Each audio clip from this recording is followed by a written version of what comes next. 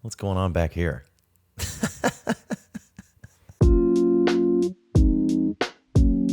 What's going on, everybody? My name is Alex, and this is a little thing that we call Jabber. So I guess I lied. I wasn't planning on making this video, but I slept on the ACOLYTE, and I have some more fresh, updated thoughts about the first two episodes. I'll try to be... they're not that bad. I'll try to be nice. We all know that probably won't gonna. It's not gonna happen. But before we do that, hit that subscribe button, like this video. I want to hit 1,000 subscribers by the 4th of July, Independence Day. God bless America. Yeah, just do that because it only helps me and me alone. I'm selfish. You got to be. All right. So I watched the two first episodes of the ACOLYTE last night. You can check my reactions out on my channel. You know what? I'll even be a good guy today, and I'll link them in the description below.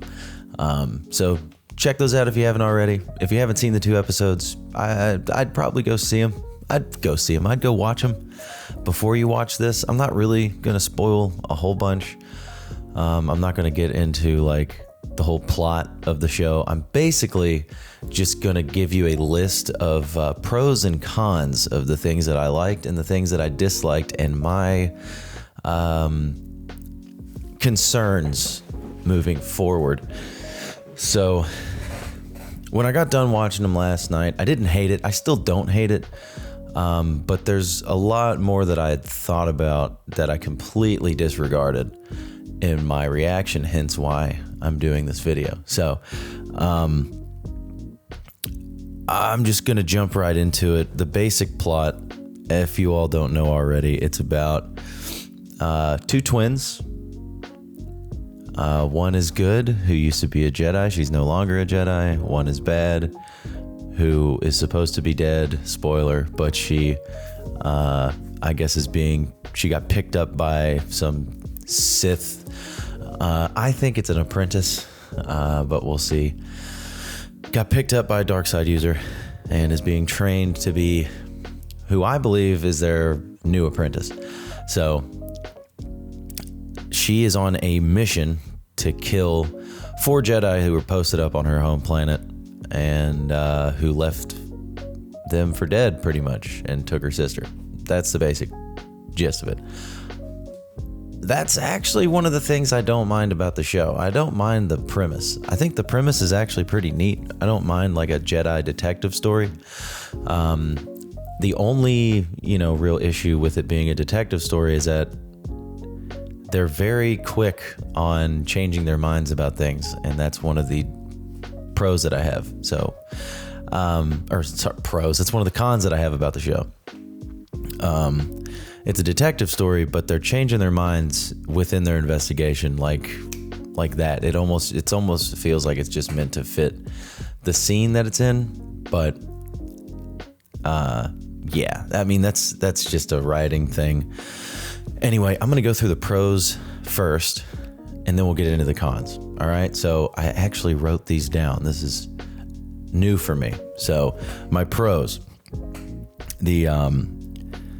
first and foremost, the production value and the overall production of the show is great. You can't deny it, even if you don't like the show. It looks great, sounds great, the music is great. Everything about the basic production of the show is really good, and I like looking at it. It's nice to see. It's a good change of pace considering the last couple shows that we got. Even Ahsoka looked decent, but it still felt very cartoonish, and I guess Dave Filoni is to blame for that because he comes from animation. So that's that. Obi-Wan, a lot of volume in there, a lot of use of the volume. It looked okay. The Book of Boba Fett's probably the worst looking show that they've done.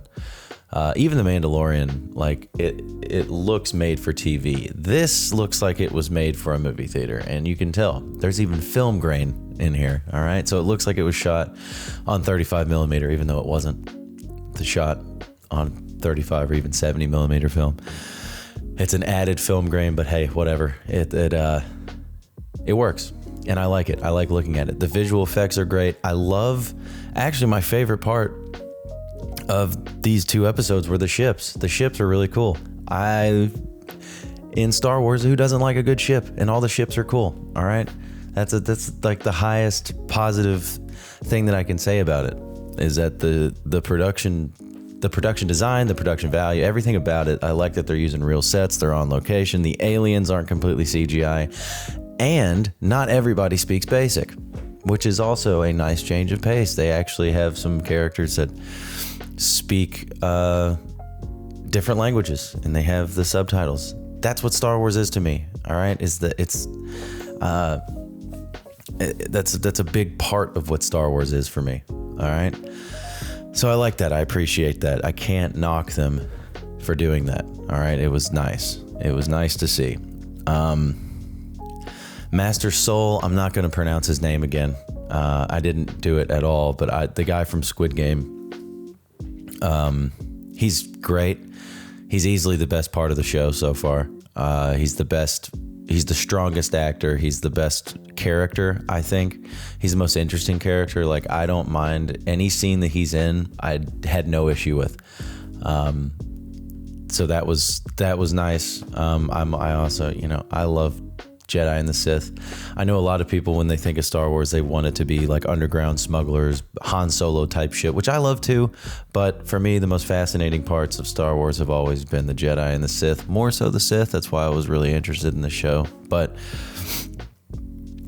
seeing the Jedi pre Phantom Menace, which is a really cool time period. At least in Legends, I love that whole time period leading up to the Phantom Menace. Like, Darth Plagueis is probably one of my favorite books ever. That novel is fantastic. If you haven't read it, by James Luceno, go watch it, go read it. I've read it 3 or 4 times. It's fantastic. I read it actually in preparation for the show for whatever fucking stupid reason I did that for. It's great. Because I know they're not going to do any of that in this show. The only, I wanted them to, but I know they're not. We'll get into that later. I'll tell you who I think might pop up. Everybody thinks that this character's going to pop up, and no, it's not Plagueis. Although it might be. Who knows? The fight choreography actually wasn't that terrible. It's still, when it comes to Amanda Stenberg, her fight choreography that seems a little messier than the rest of them. Even Carrie-Anne Moss, that fight, everybody's like thought that scene was fantastic. Yeah, it was a good opening scene, but still the fight, it wasn't as wooden and stiff as it felt in the trailer. But when it plays out in the scene, like, it works and it's fine. Which I have a very big complaint about that fight that I'll get to later. I just want to get through the positives first before I start bitching and going on a rampage. And the last thing that I have that's positive is I thought the pacing was good. As much as I get annoyed and really dislike Leslie Headland, her pacing is it's good. It's really well directed in that aspect. Other aspects, not so much. But in terms of pacing, I like it. I wish the episodes were a little longer, but the pacing is good and it's well directed. I can't, again, I'll call it how I see it, and I'm not gonna fucking shit on somebody. I do shit on people for no reason, but when they give me something that I enjoy, even though I don't like them, I'll at least give them the credit that they deserve for it, because she did direct these episodes very well. They're well directed. It's just, there's some things around it that I don't really care for or agree with, or don't think were as good as the pacing, which leads me into the cons, which I also wrote down, and it's not a lot. I mean, it is. It's more than, there's more cons than there are pros. We'll go with that. So, Amanda Stenberg, who plays the twins, she plays Osha and May. Osha being the good twin, May is the evil twin. She's okay. I don't think people. I've been seeing all these videos, which I'm sure they're fucking shills. Who knows? Really, blown away by her performance. It's a pretty standard performance when it comes to Osha, the good twin. When she switches and plays May, who is the Sith acolyte, she's terrible. I'll flat out say it. She is. It's clear she doesn't know how to play a villain, and she's forcing herself to look angry. Everything that she does when she's like, attack me with all of your force. Like, she does this fucking like over the top, like, I'm an angry person because I burnt down my village. It's my fault that I'm angry, but I'm angry about it. She's not selling me on that character. She's good as Osha. That seems to be more her wheelhouse. And it seems like Disney and Lucasfilm wanted to cheat the budget to not get another actress. And so they just switched it to them being twins so that they could just save some money, which I think hurts the show. I think if they just had two sisters and the acolyte sister May is played by a completely different actress, it would work because they could get a way better actress who knows how to be a villain. I don't think Amanda Stenberg was right for that role at all. They just threw her into it because they had a non-binary person. So that's that. Is she non-binary? It doesn't matter. Whatever. She's fucking annoying. I know that. Non-binary equals annoying. And I need attention. Yeah, she's not believable as that character. She's not intimidating, and I think that they could have went with somebody else if they wanted to go the two sisters route. Yeah, you know how Leslie Headland said she wanted to pitch this idea that it was Frozen meets Kill Bill. It's a weird combo. I didn't get Kill Bill vibes from this at all. Maybe some of like the fighting, maybe, but it did not give me Kill Bill vibes. The Frozen connection is just because there's two sisters. That's really it. The dialogue is it's a mixed bag. It's good when it's good, and then it's bad when it's bad. They try to throw some half-ass like Marvel humor in there. I don't know why they feel the need to do this. Disney needs to just stop with that. It only works in Marvel movies, and even then now it's not working for them. Enough with it just the dumb humor didn't land. It felt weird and out of place, and it just didn't work because the delivery wasn't that good. And that leads me back to the positive about Leslie Headland's directing with the pacing. Her directing with the acting is not good. There's a lot of acting in here that is just, even for some of the actors they got, are just, it's not good. And it almost feels like it's done on purpose. Like Carrie-Anne Moss, granted, I don't think Carrie-Anne Moss is that strong of an actress to begin with. People just nut over her because she's Trinity, and even in The Matrix, it's the same fucking delivery. It's this stoic, just this stoic delivery. I don't know. And I get that Jedi are stoic and wooden, but when you go back and you look at like how Luke is in Return of the Jedi, or how Obi-Wan is in the prequels, and how Qui-Gon is in the prequels, or how any of the Jedi are in the prequels, really. I get that they are stoic, they're supposed to be monks, all that stuff, but there's a way to sell that you know, like this just feels like bad acting to me. And that's when it starts feeling a little like TV, like primetime TV, like, you know, everybody keeps saying CW, but I guess that's the only fucking example anybody can give, and that's the only one I can give.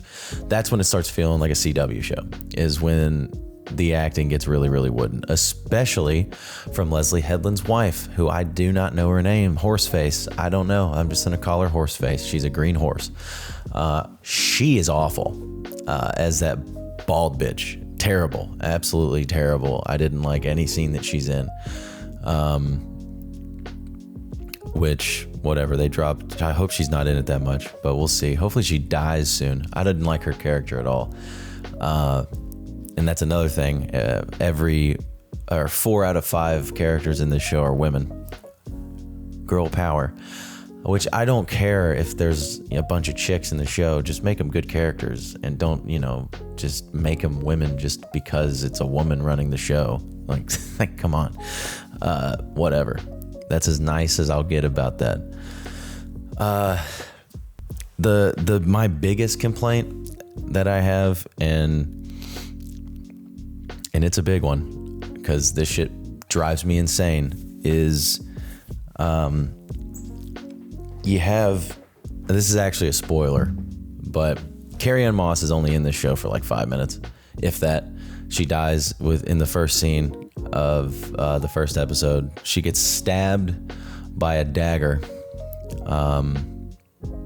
which half-ass gets stabbed, like it's still poking out like halfway through. And I guess daggers are more powerful and more effective than lightsabers, because Carrie-Anne Moss dies from a dagger, but Reva can get stabbed as a child through the stomach with a lightsaber, probably through her spine, and then get stabbed again as an adult through her stomach, probably through her spine, with a lightsaber, and just walk away like it's no big deal. That pisses me off. That is a legit complaint. I don't want to hear anybody, oh, you're a bigot. You don't even know Star Wars. I do know Star Wars. That's stupid. I get a dagger in the heart would kill you, but so would a lightsaber through the spine. At least paralyze you. Poor Qui-Gon Jinn, motherfucker, just is the only person to die from getting stabbed through the stomach and the spine through it with a lightsaber. I mean, it killed him fucking instantly. But a dagger, not even a dagger, a throwing knife doesn't. I mean, come on. Like that's ridiculous. I don't care that she died from getting stabbed with a throwing knife, but if you're gonna do that, you gotta have people die from getting stabbed through the stomach and the spine with a fucking lightsaber. Obi-Wan, this is off subject, but if in Obi-Wan, if Reva died from Vader stabbing her the second time, that would have been fine. I wouldn't have hated her as much. It's when she comes back that makes no sense, and I hate her. I hate that second half of that show. Most of that show I hate. There's probably like 2 episodes of that show that I actually enjoyed. But anyway, that's my biggest complaint, and it drives me insane, and I'm probably going to be thinking about it for a while. Another not so great thing about the show is some of the story beats don't make sense, and some of the character decisions, like I said, they kind of flip on a dime when it comes to OSHA. Like it would have been more compelling and interesting if they arrested OSHA and kept her in jail or something and brought her back to Coruscant and she was on trial, even though that might have been boring, but at least like raise the stakes. Like they flipped their attitude on her within like halfway through the first episode. Like at first they're like, they don't really believe her. They think that she's the one killing Jedi. And, you know, at least give me a couple episodes where she's on the run, and she has to be on the run because nobody believes her. Even if Soul is trying to give her the benefit of the doubt, just have him not believe her for a while, because he still believes that May died. He says that he watched her die, and then within one conversation he's like, or maybe she is alive. I don't know. My other complaint is that the Nemoidians, what my dad used to call them was the no-nos people. You know, the aliens from episode 1 that George got ruthlessly drugged through the dirt over because they sound like Chinese people, which I still to this day think is fucking hilarious. They made their voices sound like fucking esteemed diplomats and like normal people. Come on, man. Like, if you don't want them to sound, at least give them like some sort of like, they have no noses, so at least make them sound like they have no fucking nostrils. Like, I don't know. It drove me nuts. I didn't like the way that they spoke. They almost spoke like really white people. They smoked more white than white people did. Oh my goodness. They're very robotic, and I'd prefer them to do the Asian stuff. Johannes. Like, I like that better. It sounds better. All right? Like, nobody's gonna fucking, I'm sure people would have thrown a fit and saying, oh, that's Asian hate. You guys hate Asian people. Is it that bad to make fun of the fucking communist China now? Whatever. And not even if that was the fucking intention. It's just the way that their anatomy. They have no noses. They look like they would talk like that. You know what I mean? They don't look like they'd be like, well, we don't have any prisoners on this ship. It's a supply vessel or whatever the fuck it is. You know, they don't fucking talk like that. Come on, give me a fucking break. Yeah. So, I mean, other than that, like, I don't mind the whole show. The last real complaint that I have is that it's obviously, I know what everybody's waiting for. They're like, say it, Alex, say it, say it, say it. It's definitely on the woke side of things. It's not shoehorned down my fucking taint as bad as it was in Obi-Wan or Ahsoka or the third season of The Mandalorian. It's not like elbow deep in my anal cavity so far.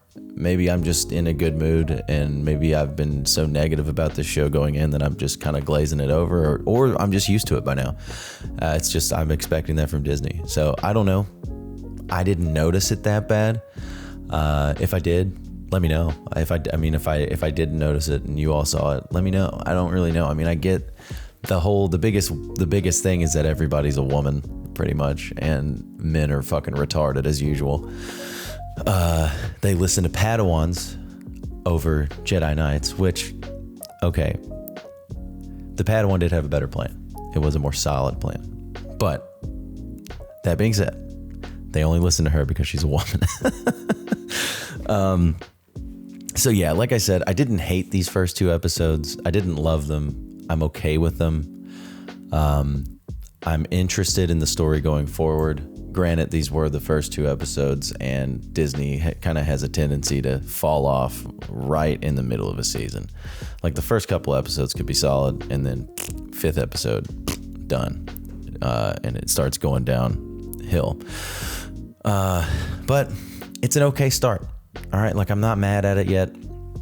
I could be very well mad at it by next week. Who knows? You know, I don't know. I just keep hearing that episode 3 is going to be what gets us Star Wars fans completely out of it for us. Like, we're going to be just done. We're going to be mad. We're going to be done. It's going to be a worse than The Last Jedi type thing. So, we'll see. I've been watching some other reviews, and some guys that I trust that I don't think are straight up shilling their life away for shillings, shilling for shillings, say that episode 3 is really, really good. But there are some choices within either episode 3 or 4 that they don't necessarily agree with, but they're not inherently bad episodes of TV. I don't know what that means. That still makes me scared. So we'll see what happens going forward. I'm still on the fence because I know who's running the show. All right. It's the former personal assistant of Harvey Weinstein. I mean, look at that face. There are some things that she says in interviews that I do not agree with, and I don't like. Like, you know for a fact, I'm going to go off the rails, but you know for a fact that she knew and she had to have fully known what Harvey Weinstein was doing if she didn't, suck his dick herself. Like, look at that face. If you walked out of a fucking meeting with Harvey Weinstein as a woman and he either tried to bend you over his table, or he did successfully because you let him, and you're just like ashamed of yourself, and you see this fucking frog face staring back at you like, did you do what he asked? Do you want to work in this business? That's exactly how she looks like. It's like, if you want to work in this business, we've all had to do it. If you want to work in this business, you got to do what Harvey wants you to do. Chin up, kid. Like, that's got to be... Look at her. Look at this frog face. I would hate that. I wouldn't even want to be around her. Not to mention when you have actors who say dumbass shit like this. Darth Vader is such a bad person. It's very clear, and it's very well established from those actions. But if you can't look and see that Anakin blowing up the Death Star possibly killed millions and millions of people. I'm going to get in trouble for saying this right now. You should just shut up. It's just like, shut up. I love that you. is the beauty of this story. I don't even know how you get that confused, unless, you didn't do your homework. The only explanation I have for him saying that dumbass shit is he's referring to Anakin blowing up the Separatist space station in episode 1, which... It's not the Death Star, so clearly somebody doesn't know Star Wars, but actors not knowing a bunch of stuff about lore doesn't really bother me as much as the showrunners, the writers, the directors, and everybody involved in creating the story. Actors are actors, all right? They're like models. They're pretty much dumb as fuck until they just need to turn on a little light in their brain to, allow them to do the only talent that they have. So I'm not really concerned about that. People were freaking out. That doesn't bother me that much. My biggest concern is the showrunners, and more importantly, Kathleen Kennedy's cunt-ass attitude towards us fans for not liking their retarded creative decisions. So, I don't know. It is what it is. Put a ticket in and make her name it gay! But I know who's running the show. I know how they think, and especially Kathleen Kennedy. Like, before the show even came out, they were blaming us, the fans, who have been lifelong fans our entire lives, for criticizing them. They're, saying we hate women, we hate women-led stories, and we're bigots, and we hate black people and gays and all this other shit. We hate representation. We only want white men. That just doesn't even... I'm sure it exists in little pockets everywhere, but it's not the majority of us, right? I don't give a shit if it's a woman who leads a fucking show. Just make her a good character, well written, give me a good fucking story, and don't shoehorn stuff so far up my fucking rectal cavity that I can feel it in my chest. You know what I mean? Like, give me a fucking break. Like, any company that runs on the stigma of, oh, it's not us, it's you who's the problem, can get fucked. All right, that's the worst business model I've ever heard. So I don't know what their fucking deal is. Is it woke? Yeah, I'm sure it is. I just didn't notice it. What's her face? Leslie Headland's wife. She's definitely going to be the worst character because of that. I'm sure the Force is female. That's their whole thing. So yeah, obviously the show is going to do that. And maybe I'm just kind of desensitized to it now because I've gotten so angry about it for like 8 years that I'm ignoring it. Maybe that's what it is. Maybe I'm just ignoring it now just to I'm trying to look for a good story in here. And I feel like there could be, but we'll see what happens. Like I said, I don't hate it yet. I'm cautiously interested. So I'm going to change my score. I think I gave both the episodes last night a 7 out of 10. That felt a little preemptive. I'm going to bump it down to like a 6, maybe 6.5, solely for the production value, Master Soul. Hey, and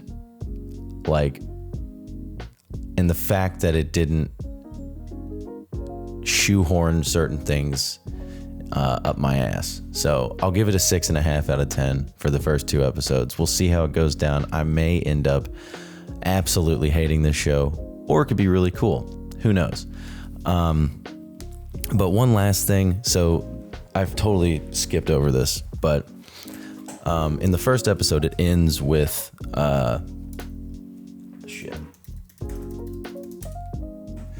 It ends with Amanda Stenberg going up to her master, the Sith Lord. I am almost willing to bet money that is not the Sith Lord. He's probably an apprentice trying to find his apprentice so that he can challenge his Sith Lord. That's what the rule of 2 is. All right. There's 1 to harness the power, the 2nd to crave it. And when that apprentice wants to become the master, they have to challenge their master and kill them in combat to become the new Dark Lord of the Sith. That's what it is. So I think that's what's happening. And I think that Sith Lord would more than likely have to be Tenebrous. It has to be. The guy who is going to be challenged, and Tenebrous is going to fuck that dude up because he has to. Unless this guy in the mask is Plagueis, because if this guy in the mask is Plagueis, I'm going to be fucking upset. That's going to drive me insane. Or watch it be a woman or a trans person. I will fucking die. I will shove, my head will go straight through the fucking window. So we'll see. We'll see how it goes. Have you guys seen the first 2 episodes of this show? I almost said shit show. The Acolyte, let me know in the comments below. I just wanted to clear up some thoughts that I had. But like I said, I don't hate it yet. So we will see. Be sure to hit that subscribe button, like this video so I can get 1,000 subscribers by the 4th of July. If I get more, hey, you can always push for more, but 1,000 is a good goal.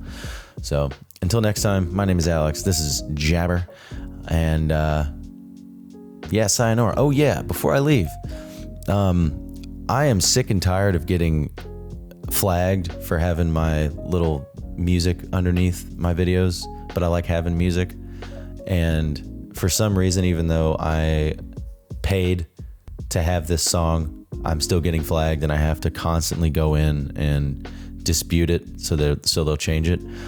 So I'm thinking about just switching the song up because I'm over that bullshit and I hate doing that every time. So if any of you like making lo-fi hip-hop chill music, just some chill music, hit me up in the comments and we can go from there. I'm not gonna pay you, but I'll at least give you a credit, in a lifelong credit, for as long as I use the song in the description. I've been searching the internet trying to find one, but I can't find one that fits what I'm looking for. So if any of you guys want to make something similar to what I have, if any of you are, amateur music producers, let me know. Hit me up in the comments and we'll see what you got. All right. Like I said, my name is Alex. This is Jabber. Hit that subscribe button, like this video, and until next time, like I said, I'm going to be gone for a week, but until I come back, have a good hump day. It is hump day. Fuck yeah, dude. All right, go hump something. All right, sayonara.